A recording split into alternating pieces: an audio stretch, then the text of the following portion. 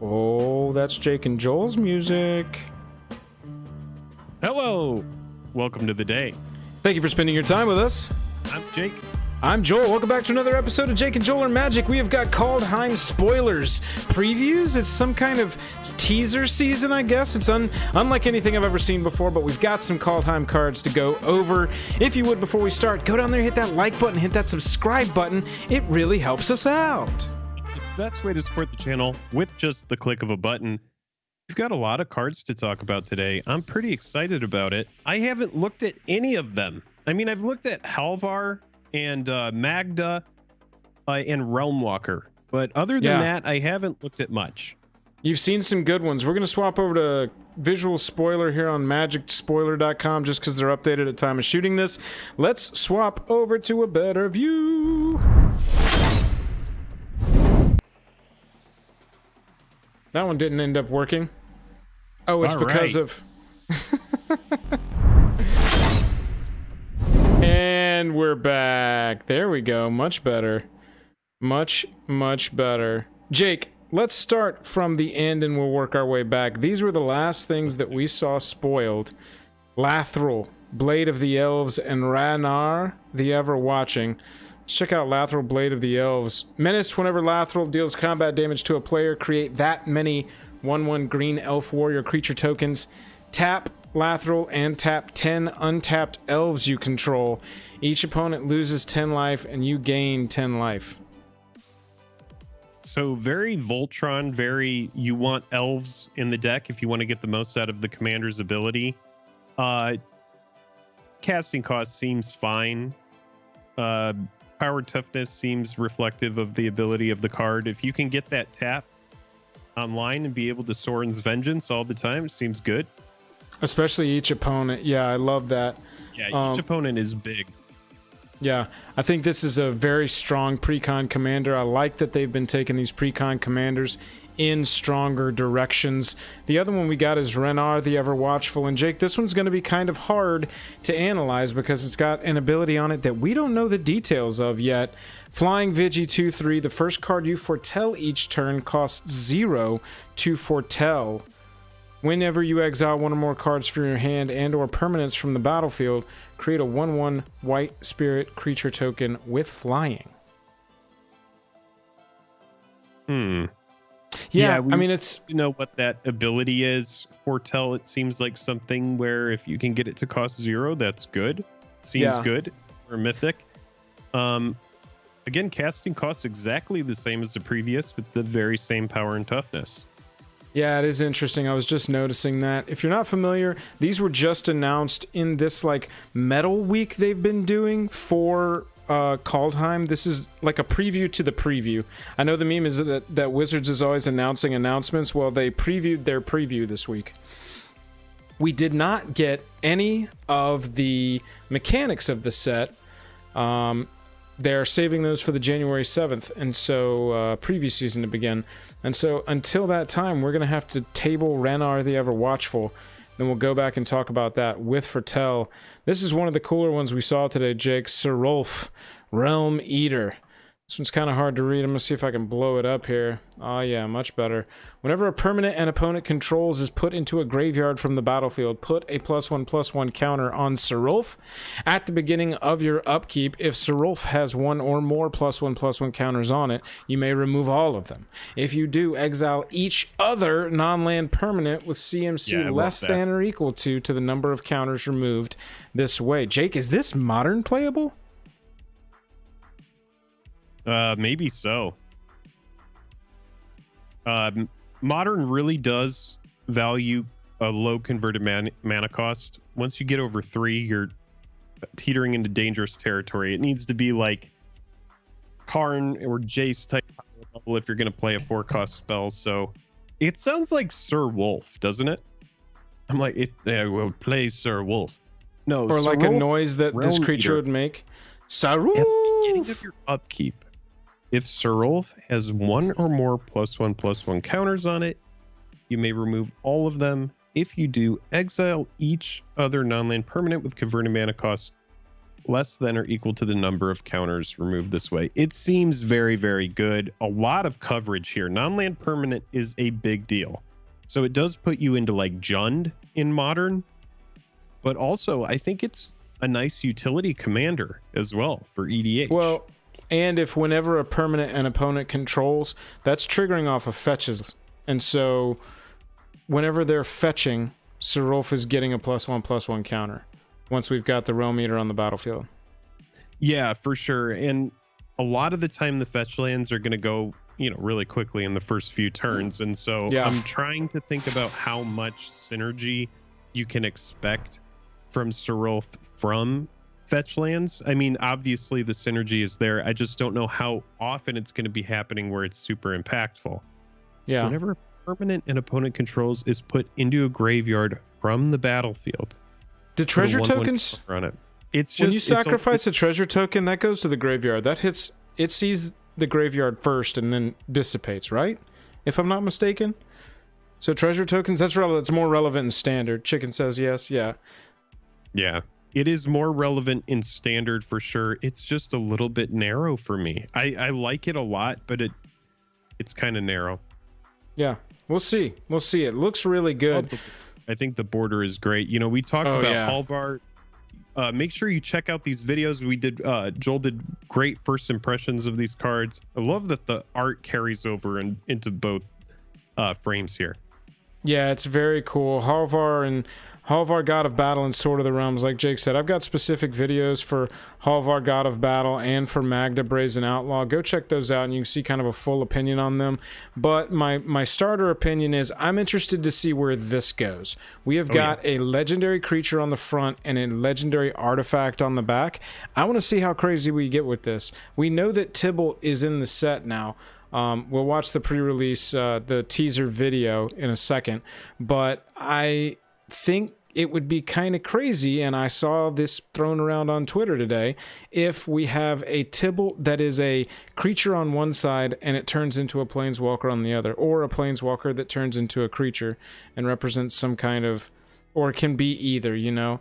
That would be very interesting. DFCs are a good workaround for mana system that over the years has been a subject of a lot of criticism. I think this is like the way that they're working around that with what they have. I think that this card is the very first card that is so powerful, in my opinion, just the versatility of having a creature or an equipment and not having to slot in an equipment slot into your deck. And I'm talking about constructed formats, but as a commander as well, having an equipment that can go alongside, you know, commanders like SRAM, but then also can be, dude, I don't know, man. I think this is like the first step of a lot of cards that are going to be like this, that are just very, very impactful from these modal DFCs. Look at this from a non-enfranchised player's point of view, right? Like, as WotC, you want to try and limit the amount of non-games, and so you've got land MFDCs or MDFCs. You've got now creature equipment MDFCs, so you can play those cool swords, like you said, without taking up that deck slot that's so precious. But also, if you're a big fan of Halvar, God of Battle, if you saw some art for Halvar, God of Battle, or you pulled this card and that's what locked you into this game, wouldn't WotC want to provide you the opportunity to play a deck with 4 Halvar in it so you can play the card more often in a deck that you specifically build to play it? And so in this version of this modal DFC thing, you get a 4-of legendary creature that for the first time in ever I can think of, unless it's like something like SRAM, a low-cost creature that's vital to the engine and you'd want to run 4 because it's going to die. This is the first time I know of a 4-cost legendary anything being, yeah, that's probably a good 4-of. Yeah. I have to agree with you, because you can have both on the battlefield. You can have Halvar, God of Battle, wielding Sword of the Realms. That can absolutely happen. And honestly, in my opinion, it kind of feels like in the future, say there's so many modal dual face cards, that you could have a deck that's essentially 120 different cards just because all of your cards have a front and back to them. So yeah, there's a lot of options with these, and I think it's a really good way of dealing with this mana system we were just talking about. Yeah, 100%. John, what's up? We'll talk in a little bit. Randy pointed out that Jeté was a 4 of, but see, that falls into the same category as SRAM for me. It's a very low-cost permanent that people knew they were going to be playing against a lot, and so they sideboarded at the very least, and in some cases main decked a direct destruction for that thing. And if it's a primary engine for your deck, running a 4 of in that case doesn't really bother me and makes sense because you know it's going to be dying and you want to be able to have it on the battlefield at all time. This CMC, huge, much less likely that you, if this was just a legendary creature, you'd be running 4 of in your deck. Oh no, you would be running like 2 of or 3 of maybe. max. Right. Exactly. And see, from the new player standpoint, which we know WotC has been focused really on like expanding and selling and more. How do we get new faces in the door? If somebody goes, man, I love that Halvar God of Battle, but I can only play 2 in my deck because that's what somebody told me makes sense. You know, you get your favorite character in there more often.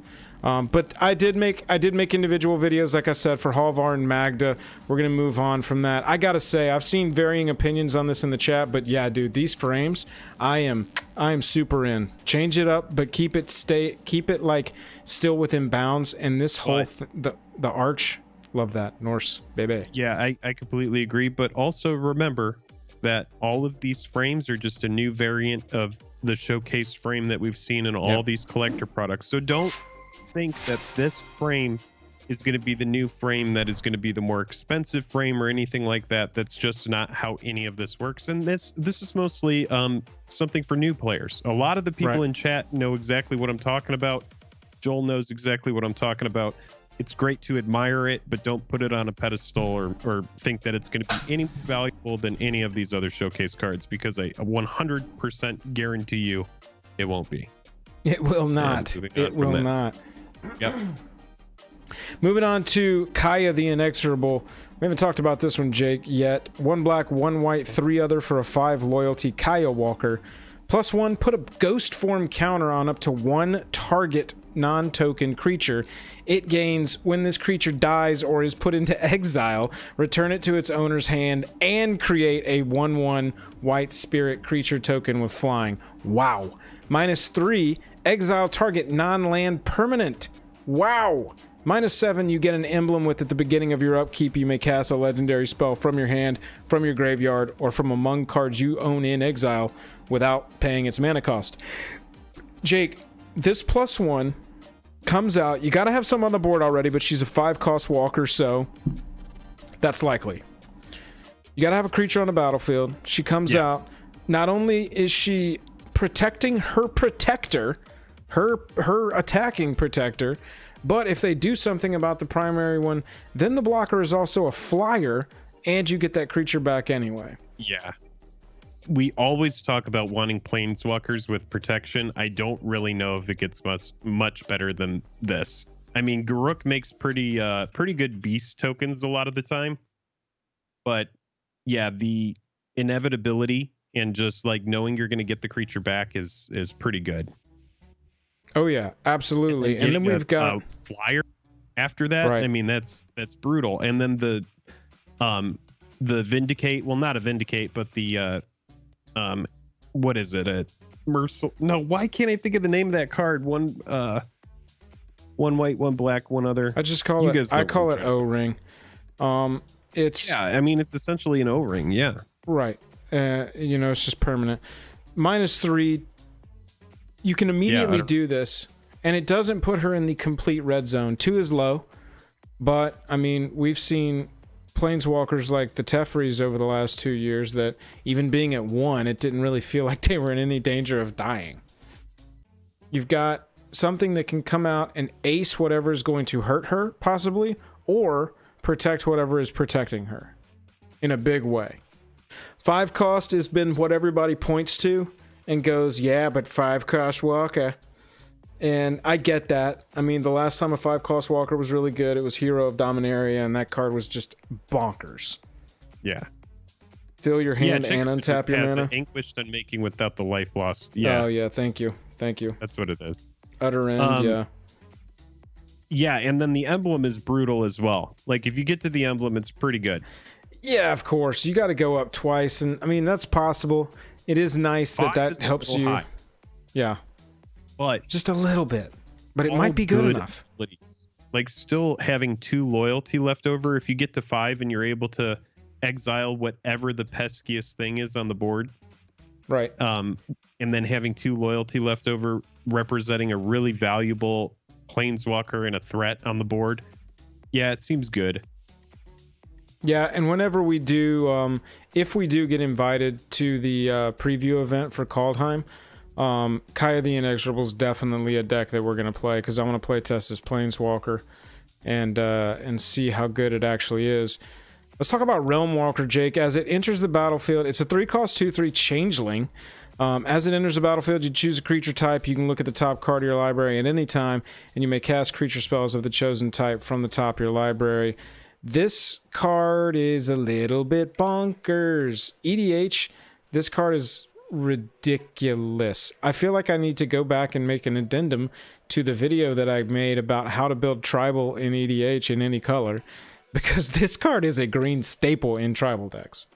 Yeah, 100%. That's exactly how I feel. It's really reasonably costed. Anything that's going to give you that velocity off the top is really, really good. I really like that design. It's interesting to me that this indicates changelings will be coming back in a big way for Kaldheim. So I'm interested to see what that does to the Zendikar set. The Zendikar set brought us Party, where it's checking creature types. So these, I mean, changelings count for any of them. Any of them. And then later this year we get the Dungeons and Dragons set, which is going to go back even harder on the Party thing. Yeah. I just think that this is a wild inclusion right now. And, you know, creature-based decks might be primed to make a stand. We already have, I mean, not only is Party a big mechanic, but we also got some solid support. Like Clerics in Standard, they're pretty good. They're solid. They're like C tier. Rogues, holy crap, Rogues are already good. Obviously, this is a green card, so it's not going to help Clerics or Rogues, but any Changelings really is really all I'm pointing at that indicates that Party is going to maybe be easier to achieve, and that's by design. Yeah, so cards that should be on your radar are going to be any like tribal colorless cards like Urza's Incubator, Coat of Arms, that kind of stuff would probably be good targets if you don't have copies of those cards. But yeah, pretty cool card here. I'd see Vizier of the Menagerie popping up. Good in Dogs and Cats, Ansel, you're not wrong. It's really just about the redundancy of having both. Even Oracle of Moldiah comes to mind as well. Anything that lets you look off the top and get that velocity going. Yeah, let's talk about Magda. I think we could go on about Realmwalker, but yeah, it's a powerful card. Fairly costed. Really powerful effect. Yeah, absolutely. Oh, I thought you were going to read Magda. 1 red, 1 other, 2/1 Dwarf Berserker. Other dwarfs you control get +1/+0. Whenever a dwarf you control becomes tapped, create a treasure token. So think of crewing vehicles. Or attacking, obviously. Sacrifice 5 treasures. Search your library for an artifact or dragon card. Put it onto the battlefield. Then shuffle your library.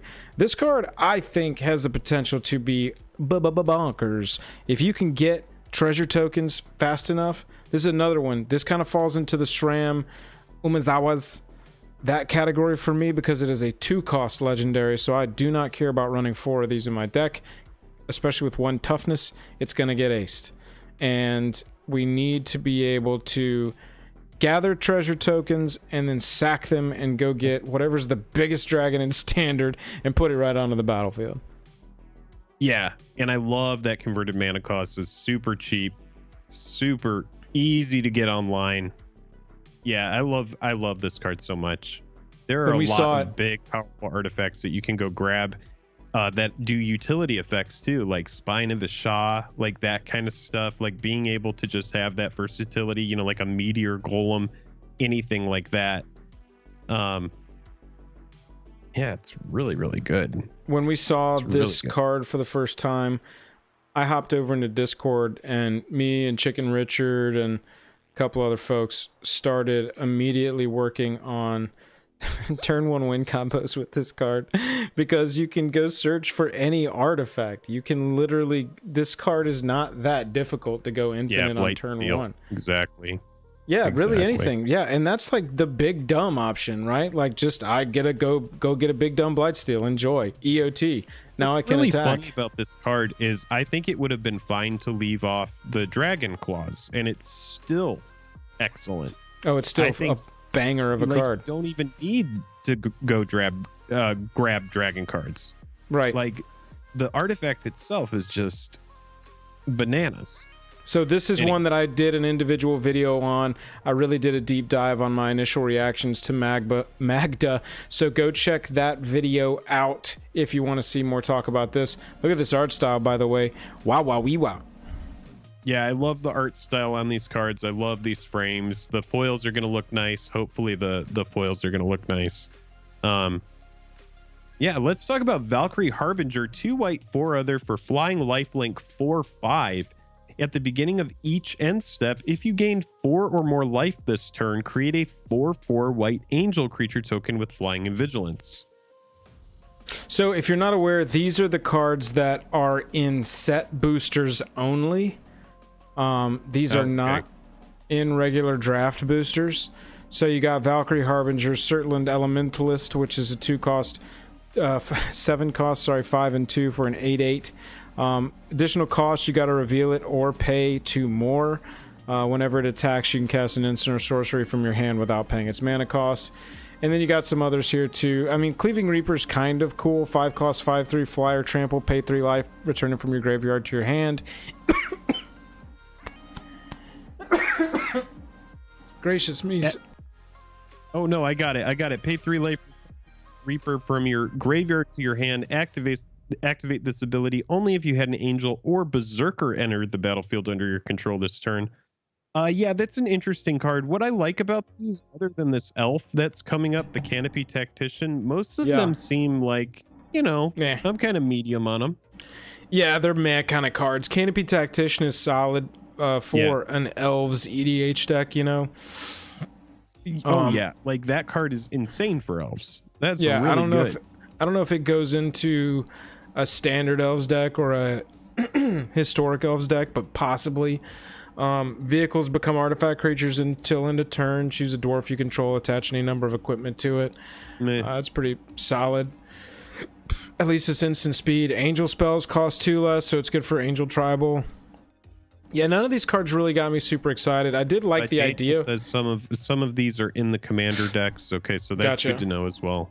Yeah, so it's kind of hard right now with the preview the way it's been this week to keep up with exactly where everything's falling. I liked the art on this card, Jake. This giant's hand grabbing this bear like it's a baby kitten. Giant's grasp. I love that. Yeah, it's pretty cool. You got some equipment here. You got some elves that are black. You've got a vehicle indicating that we're going to get some vehicles back, and we know with the tap ability on a dwarf, that's probably likely. This card, I did hear a lot of discussion about this card because Elven Ambush, this card is at instant speed now. I think the only way this card existed was a sorcery speed, and people are like, oh my god, you can do this at instant speed now in, you know, legacy formats. That's pretty crazy. That's a big EOT. Oh yeah, big for sure. Trick. Yeah, here's a changeling. Whenever another creature named it enters the battlefield, draw a card, so fine. Yeah, Chicken Richard, good note. Also assume that we're going to see extended variants and collector's products. Yep. That's a good note. Rampage of the Valkyrie is a black, a white, and 3 enchantment. Whenever it enters the battlefield, create a 4/4 flying Vigi Angel. Whenever an angel dies, each other player sacks a creature. So that's a dope EDH Angels deck card. Yeah, I like that. We've got Pyre of Heroes, which comes to mind. Yeah, exactly. This definitely goes in the Liesa deck. Pyre of Heroes is a 2-cost artifact. Pay 2, sack a creature. Search your library for a creature card that shares a creature type with the sacrificed creature. It has converted mana cost equal to 1 plus that creature's CMC. Put that card onto the battlefield. Activate it only at sorcery speed. So we've got slow tribal birthing pod. Yeah, interesting card. Yeah, I think it's got some playability. This is another one that I would have included in my tribal EDH video. Yeah. Showdown of the Scalds, 4 mana for a Saga. Saga 1 is exile the top 4 cards of your library until the end of your next turn. You can play them. Sagas 2 and 3, whenever you cast a spell this turn, put a +1/+1 counter on target creature you control. I mean, this is pretty decent, these colors. I'm exiling the top 4 for 4 mana and being able to play them this turn or next turn. That could save you in a pinch in these colors if you're down to your, no cards in hand. I really like the sagas because it represents value each turn. You're getting an effect that you don't have to pay for. You've already paid the cost to get in at the base level. Yeah, we'll see. We'll see. Yeah, we'll see. Past that, we've got our pathways now. We knew those were coming, and now we have got them. I mean, for the most part, these arts, man, the Chaos Serpent carved these tunnels, and his echo remains a twisting. I mean, this is so cool. This is so cool. I just love these. Look at this. This is so like... Are these all the enemy ones, parting the then? Red Sea. Is that what this is? Green and blue. No, red and black. Okay, so... White and blue. Black and green. Oh, the allied ones. Green and blue, yeah. Oh wait, no, baby. they are the enemy ones. What am I thinking about? Red and black. Wait a minute, it's enemy and ally ones. Well, it's the ones we didn't get in. It's the ones we didn't get. Got it. Sorry. Yeah, land cycle is lazy. Yeah, they had to complete it, right? Yeah, they had to complete it. They knew that was going to be a thing. I mean, there's only so much you can do, right? I'm checking this. Okay, perfect. So last thing I want to do, I want to take it over to YouTube, Jake, and I want to look up the YouTube, the trailer real fast, the Kaldheim trailer. You got to watch this. I don't know. Have you seen it yet, Jake? No, I haven't. This is going to be my reaction to it, I guess. Oh, excellent. Reacting to the Kaldheim trailer. This is the teaser trailer. Let me get this music down. All right, apologies if this is loud at the outset. But I want you to know, we're going to turn on closed captions. Back to it. I'm not going to overhype my reaction, though. That's not what we do on this channel. Many realms, epic sagas, bound by one truth. Hang on, let me fix this up just a little bit. Doing this all on the fly, y'all. Sorry, we had a crazy day today, or I did anyway. There we go. Got a few dislikes in there. All right, let's run this back. Here we go. This world is one of legend. Many realms, epic sagas, bound by one truth. Viking or Valkyrie, elf or dwarf, all belong to the world tree. All are supplicant to the gods. Gods who travel between the realms to do their bidding for peace, for bloodshed, or for their own amusement. But what if there was a way to harness this power? A weapon with the ability to protect all. A weapon of pure strength, forged for a god. Or, in more creative hands, Red a hands. weapon of unimaginable chaos! Look at that. Weapon of unimaginable chaos is a +2/+0 and gives it Vigi. You see those subtitles there? Oh, literally Tybalt laughing? Yeah. Oh, I love that. I love that when I'll be like watching a movie and it'll be like the bad antagonist that you haven't met yet. And it's just like, what? Why do I need to know that? Okay. But again, the sword is like unimaginable chaos, and isn't that sword the sword of the realms, right? Yeah, maybe this is like a powered up version of it. Remember, we still have that. I was just thinking +2/+0 in vigilance doesn't come off as like the sword of unimaginable chaos in my mind. So we saw this. I saw this red hand, and I was pretty sure when I watched it the first time, I was like, all right, so they're hinting that our Loki analog is going to be Tybalt in this story. And so it was funny when people pointed out, oh yeah, watch it with the closed captions on, and it just says the bad guy from this set, Tybalt, laughing. Yeah. Okay. All right. Well, let's watch the rest of this here. Yeah, that's it. They laugh. They show us the magic logo. Look at that logo. Yeah, it's pretty cool though. I mean, it's one that the logo at the end. All right, never mind. I see what you're saying. Absolutely. Let's swap back over. That's pretty much what we've got for this Kaldheim teaser, y'all. This was an interesting week. I mean, and as far as the memes of Wizards go, announcements of announcements, if you will, this was a preview of previews. Magic Historian, thanks for hanging out. What is this? We just watched the Kaldheim teaser. So the Kaldheim teaser trailer is up here playing above us. No audio right now to hear. Part of it. It looks pretty cool. There's some liquid that anybody would pour all over their body. Easy. And I speak for everyone when I say that. Yeah, absolutely. I know you do. They hinted, Jake, that we are going to get maybe a little bit more trickled out to us. They said, well, we like to do things on Christmas. We like to do things on New Year's. So maybe we'll see some stuff. But what we definitely can say is, at the very least, maybe Jake and I, will be live streaming the January 7th reveal event. That's when we are going to get the full rundown. If you were around for the Zendikar Rising preview event, they give us the full rundown of all the mechanics, cards that are going to be printed, characters, the whole 9 yards. Yeah, and I do like that text. Let's catch up here. I would snort that liquid in a heartbeat. Yep, that's what I'm talking about. I love that Joel found the Tybalt subtitle thing. That's awesome. I thought it was... I didn't actually find that. I saw it on Twitter, but yeah, definitely. Mr. Buzzfuzz, what are you doing? Get out of here. Look, everybody, we appreciate you watching. Make sure that you hit that like button, that subscribe button down here. We're wrapping up the recording of this video. If you're staying here for the live hangout, we are still going to be hanging out after this. Jake, I'm tapped out. Until next time, we will see you on the flippity. What is the...